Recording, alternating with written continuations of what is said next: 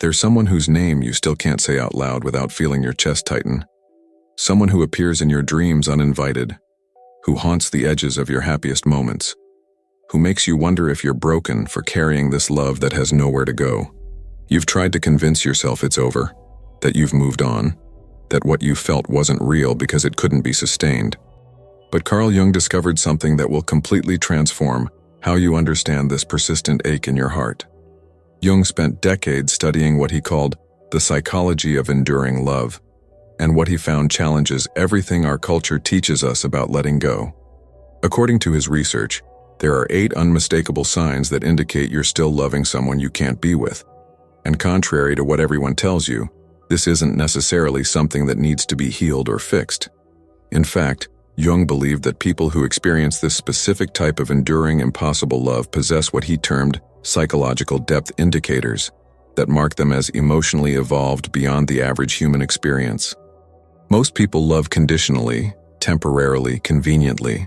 They love what serves them, what fits into their life plans, what doesn't disrupt their comfort zones. But you've discovered something different. You've learned to love in a way that exists independent of outcome, separate from reciprocation, beyond the boundaries of possibility itself.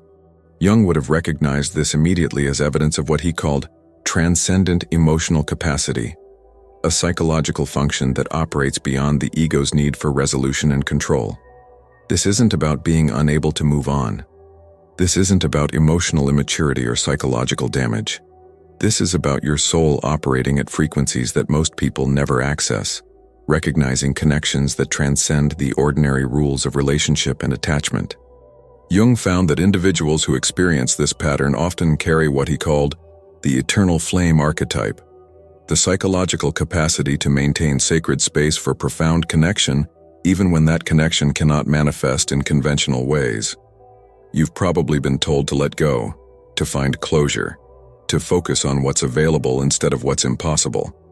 But Jung's research suggests something radically different. He discovered that trying to extinguish this kind of love often diminishes your capacity for depth in all relationships, like trying to turn off your ability to recognize beauty or truth. The very mechanism that allows you to love someone impossibly is the same mechanism that makes you capable of extraordinary intimacy when the right circumstances align. Think about this for a moment. How many people do you know who seem to love easily but shallowly, who move from relationship to relationship without ever accessing the profound recognition you've experienced? Jung believed that your capacity to maintain love across impossible circumstances isn't a burden you're carrying. It's a gift you've developed, a psychological achievement that most people never reach. If you've ever wondered whether you're crazy for still feeling this way, whether there's something wrong with you for carrying this love that has no apparent purpose, I want you to share in the comments just one word: recognition. Because Jung's research reveals that acknowledging this pattern in yourself is the first step toward understanding why your heart operates at depths most people will never explore. Jung made a startling discovery about the unconscious mind of people who still love someone they can't be with. He found that the psyche refuses to release certain connections, not because of emotional dysfunction, but because these connections serve what he called individuation functions that continue operating even when conscious contact is impossible.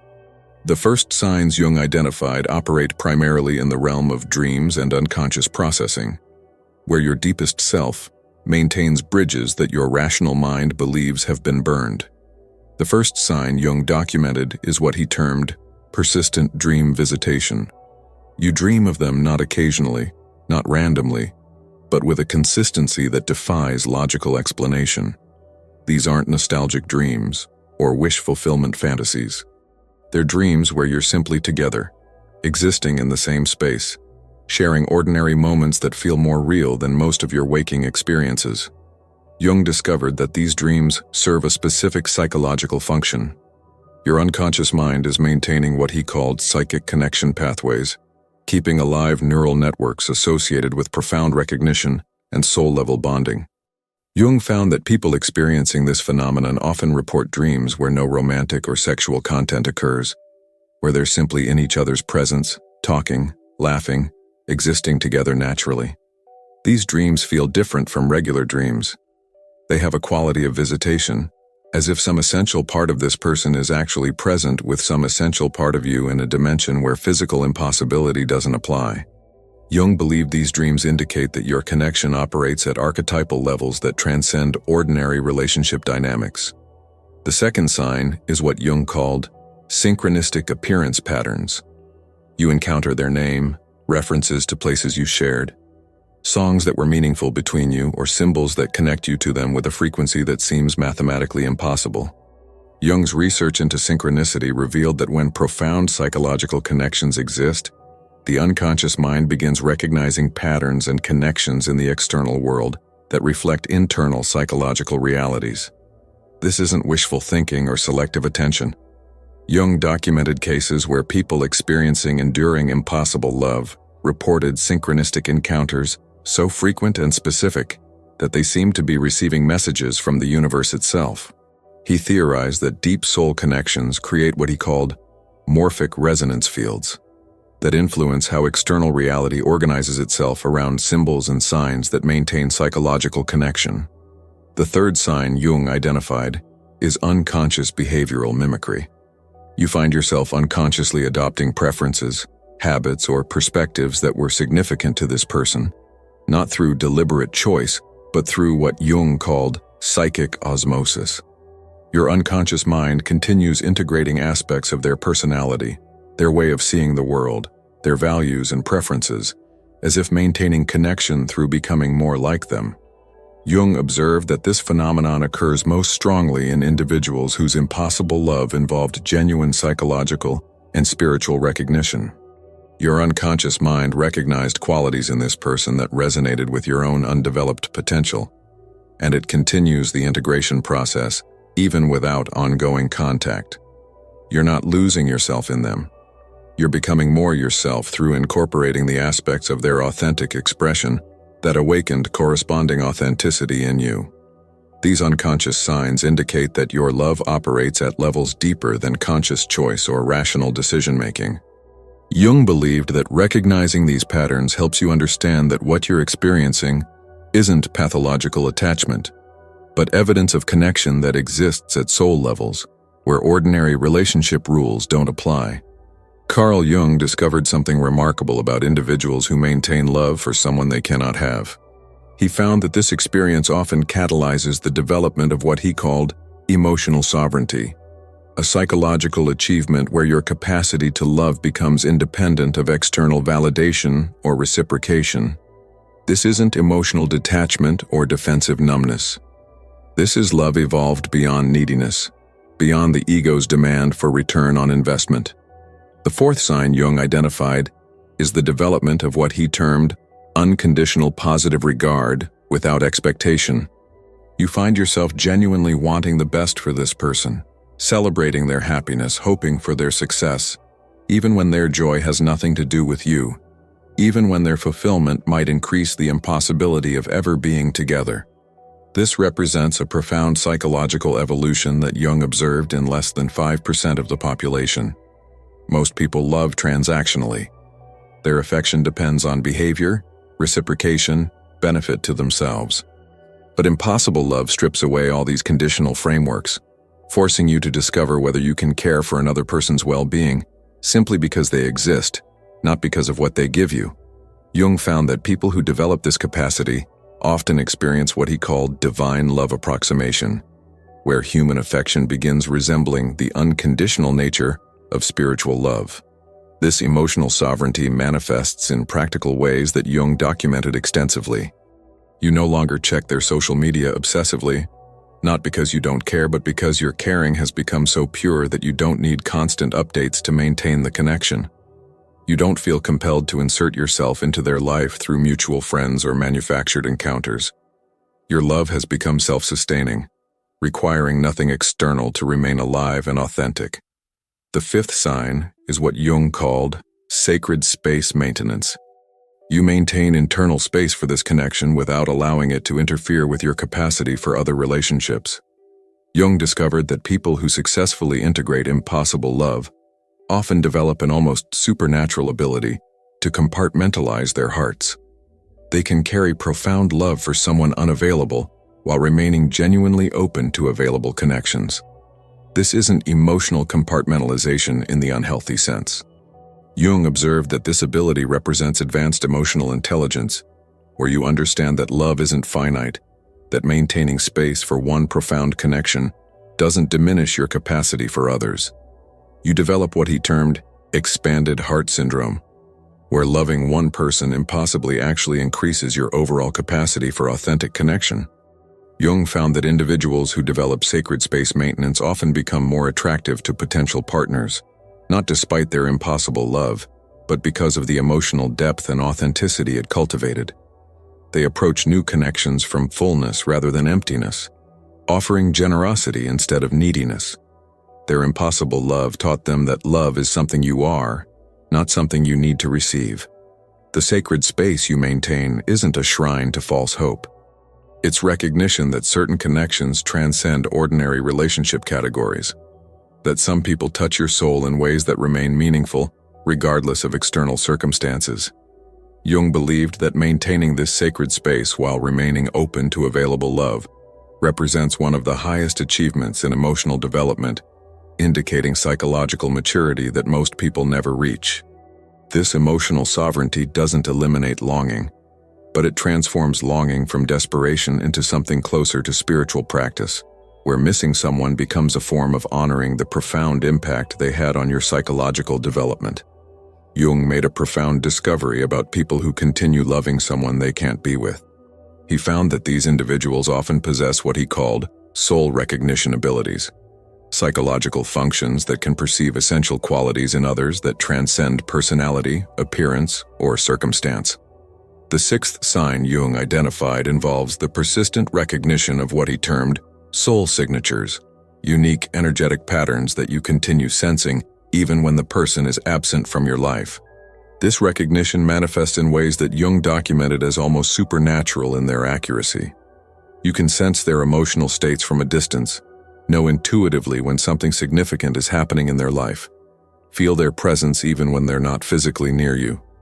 Jung's research into what he called psychic resonance patterns revealed that profound soul connections create permanent energetic links that operate independent of physical proximity or conscious communication.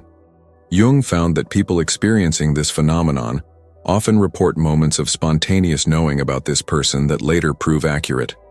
You might suddenly feel compelled to send positive thoughts their way, only to discover later that they were going through a difficult time precisely when you felt the urge to offer energetic support. This isn't wishful thinking or coincidence. Jung believed these experiences provide evidence of what he called morphic field connections, invisible networks of resonance that maintain communication at levels beyond ordinary perception. The recognition patterns extend beyond psychic phenomena into practical life experiences. You encounter people who remind you of them, not physically, but in terms of essential qualities, ways of thinking, emotional depth, spiritual perspective. Jung observed that individuals maintaining impossible love often develop heightened sensitivity to recognizing similar soul qualities in others, as if their system has been calibrated to perceive depths that most people miss. But Jung identified something crucial about these recognition patterns. People who successfully integrate impossible love learn to appreciate these soul signature recognitions without trying to replace the original connection. You don't seek substitutes or attempt to find someone who can duplicate what this person offered. Instead, you develop what Jung called archetypal appreciation, the ability to recognize and value similar essential qualities while understanding that each soul connection is unique and irreplaceable. This creates an interesting paradox that Jung found fascinating. Your continued recognition of their soul signature actually enhances your ability to recognize authentic depth in available people. You're not seeking a replacement. You're seeking someone whose essential qualities resonate with your expanded capacity for recognition. Someone who can meet you at the depths your impossible love taught you to inhabit. Jung discovered that people with developed soul recognition abilities often struggle in conventional social situations because they can perceive the authenticity or lack thereof in others almost immediately. You probably find small talk exhausting, surface-level interactions draining, because your recognition system operates at frequencies where authentic connection happens or it doesn't. where depth is present or it isn't. If you're recognizing yourself in these recognition patterns, if you can identify moments when you've known things about this person that logic couldn't explain, take a moment to acknowledge the profound psychological capacity you've developed. Comment below with simply "I recognize," because Jung believed that validating these experiences is essential for integrating the gifts they represent. Carl Jung revolutionized psychology when he identified that certain individuals possess the capacity for what he called love alchemy, the psychological ability to transform the pain of impossible connection into spiritual gold. The seventh sign that you still love someone you can't be with involves this alchemical process, where your enduring feelings undergo transformation from personal attachment into something approaching universal love. Jung observed that people who successfully navigate impossible love often experience what he termed transcendent emotional processing. Your feelings for this specific person begin expanding beyond personal boundaries, becoming a gateway into understanding love itself as a cosmic force rather than merely a human emotion. You discover that loving them taught you to love more purely, to recognize beauty more clearly, to appreciate existence more deeply. This alchemical transformation manifests in practical ways that Jung documented extensively.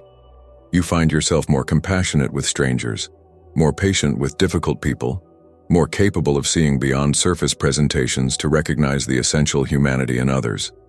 Your impossible love became a training ground for developing what Jung called Christic consciousness, the psychological capacity to love unconditionally without requiring reciprocation or even acknowledgement.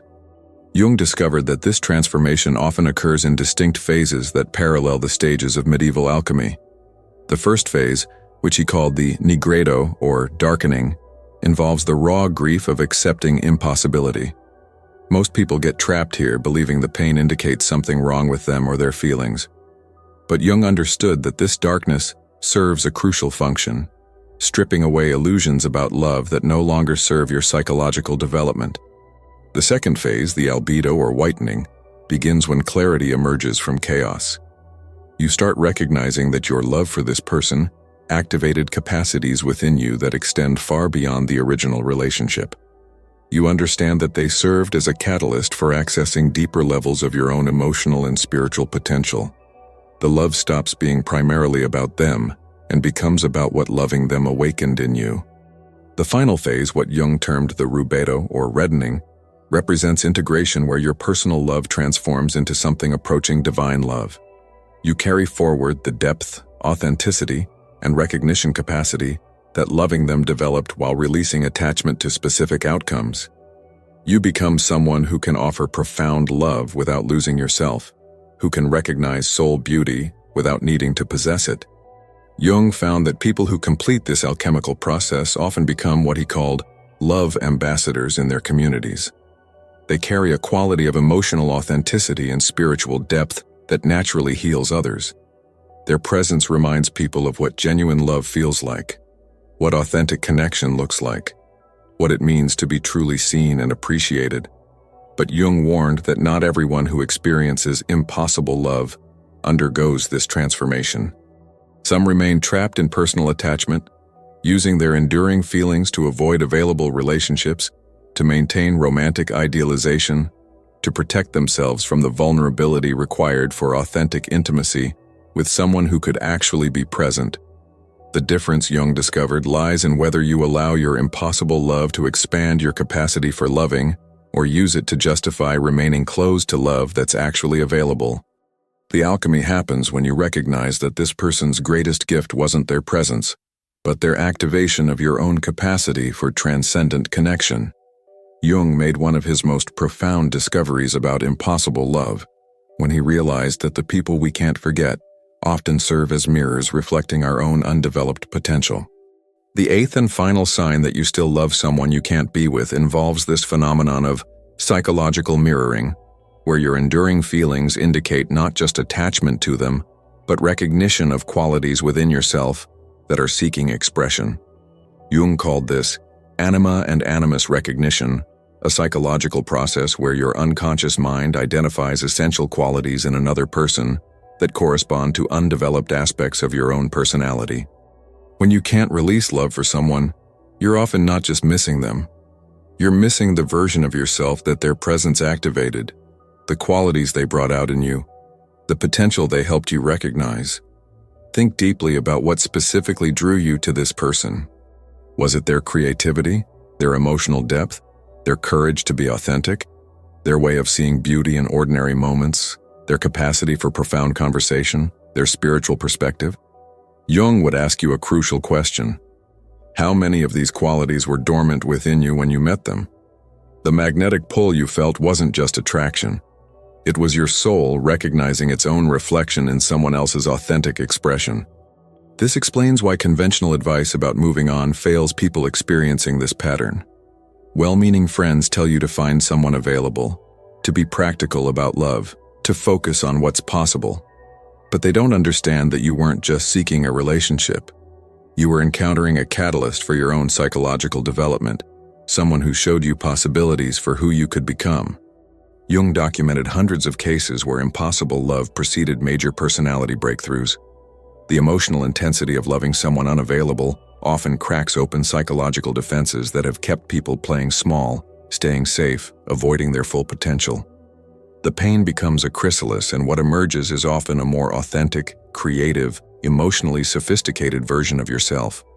But here's where Jung's insight becomes revolutionary. He discovered that successfully integrating impossible love requires recognizing that the qualities you loved in them were calling forth corresponding qualities in yourself. Your continued feelings serve as an internal compass, pointing toward aspects of your own potential that are ready for development. Instead of trying to recapture connection with them, you can focus on cultivating these qualities within yourself. Jung found that people who make this shift often experience what he called psychological completion through individuation. You stop seeking external validation for the qualities this person reflected back to you and start developing them as authentic aspects of your own personality. Your love for them becomes love for your own potential. Appreciation for their recognition becomes self-appreciation. This doesn't diminish the reality of your connection or minimize the significance of who they were to you.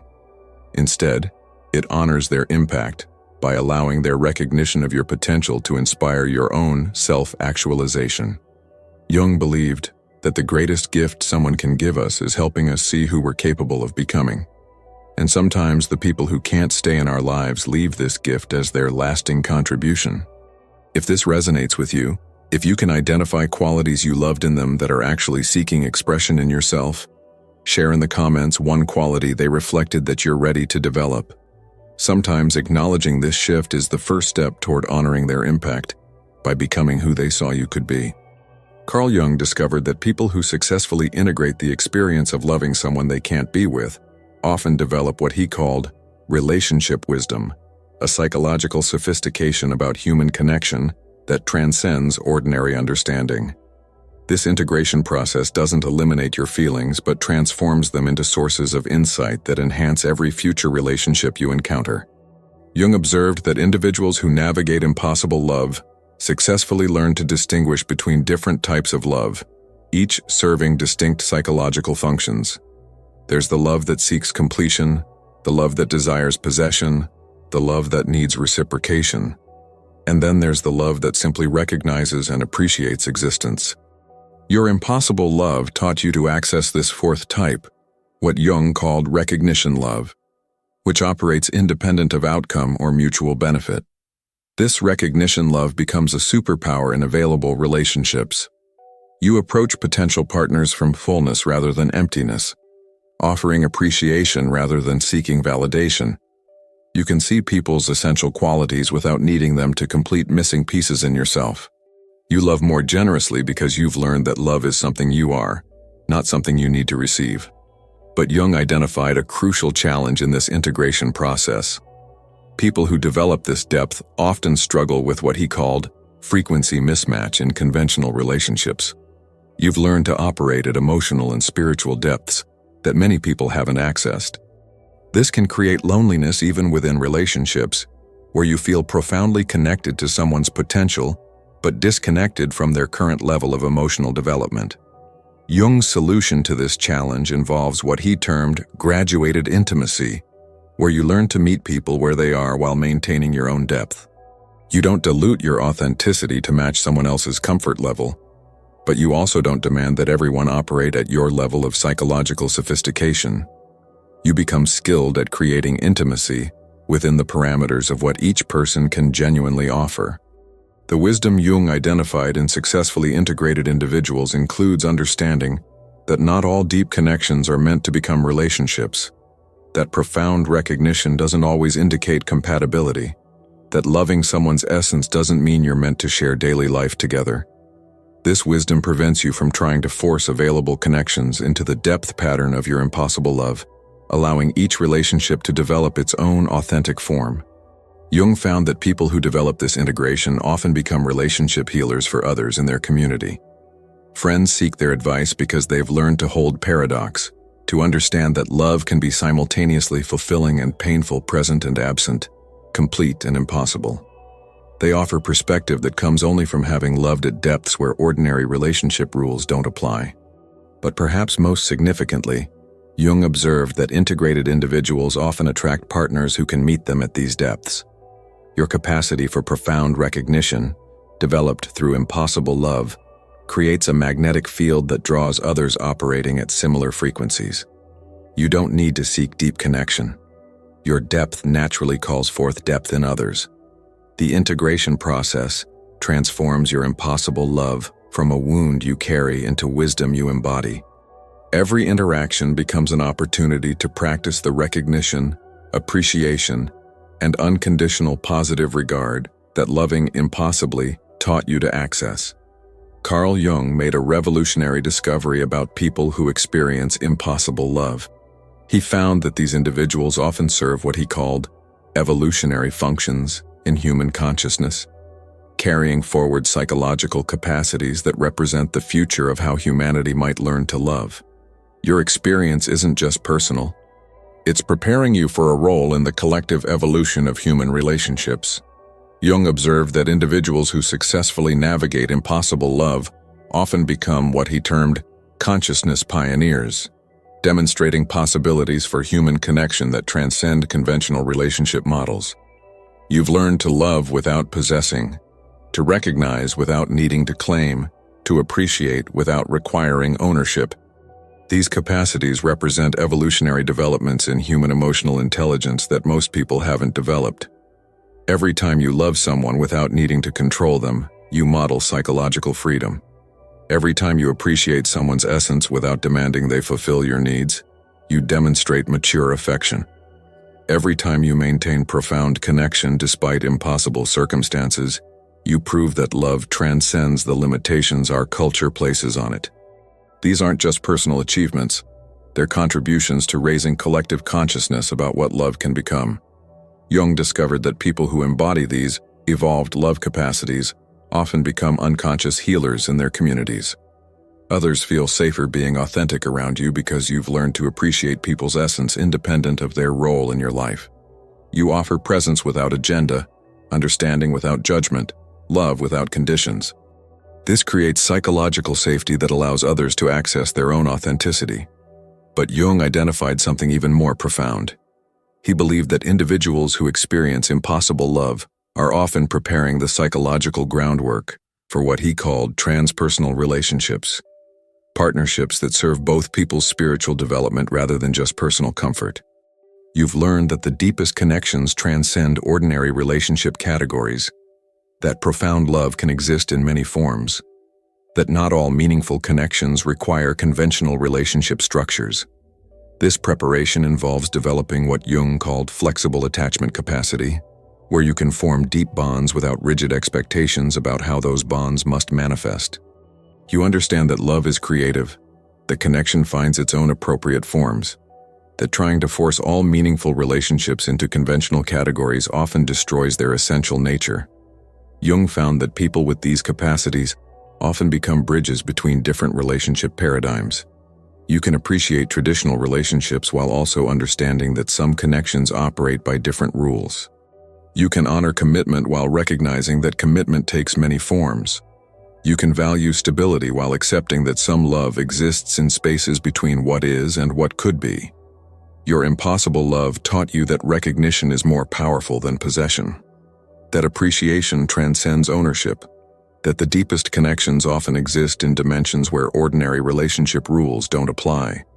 These insights prepare you to participate in what Jung believed represents humanity's evolution toward more conscious, authentic, and transcendent ways of loving.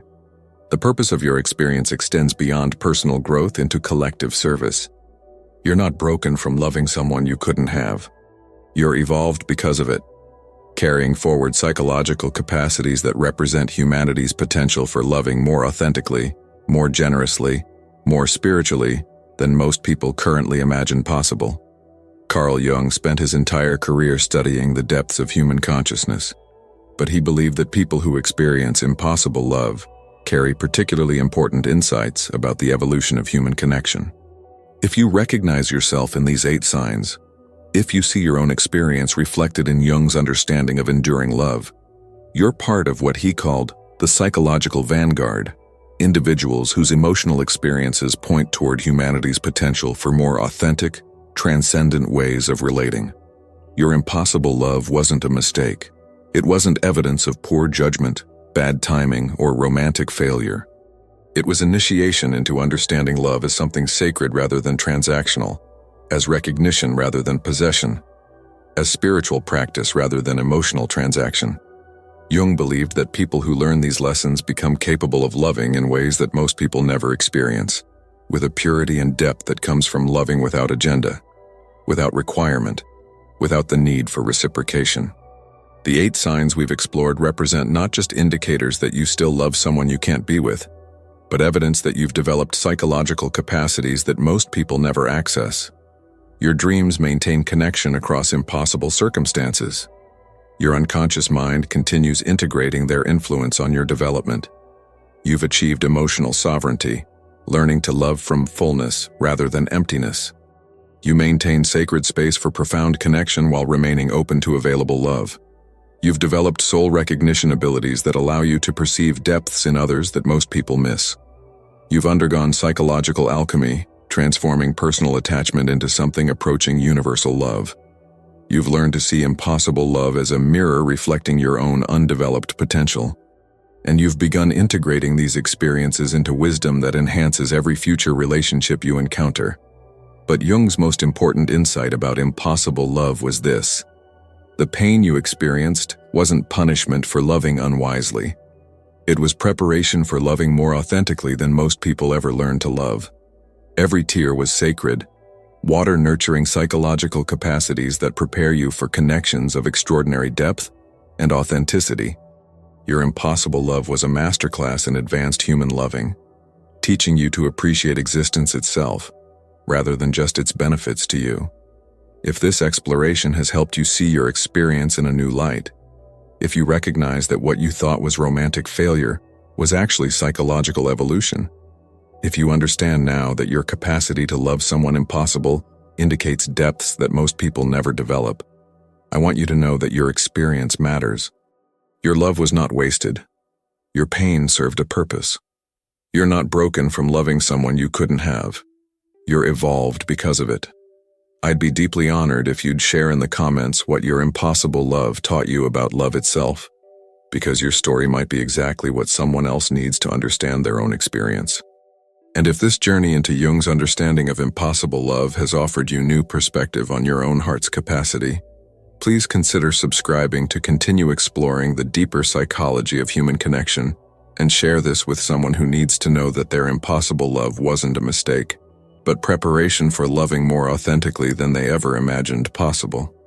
Thank you for trusting me with your time and for having the courage to explore the depths of your own heart.